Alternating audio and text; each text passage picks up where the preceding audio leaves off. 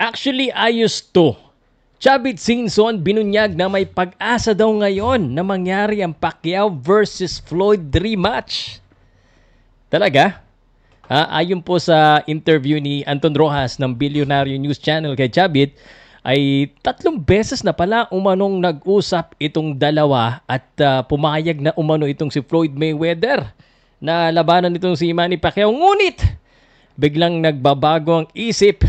Ika nga ni Chavit, takot talaga umano itong si Floyd kay Manny Pacquiao. Pero parang nabigyan ng pag-asa itong si Chavit dahil pagkatapos ng laban ni Barrios, posibleng mangyari ito dahil umano sa mga bali-balita na ito daw si Floyd ay bankrupt.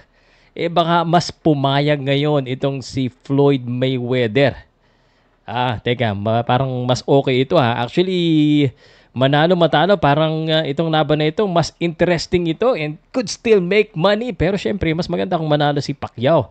At total, pareho naman silang iniintriga tungkol sa pera. Ano sa tingin nyo? Kayo, interesado pa ba yung makita ang Floyd versus Pacquiao rematch?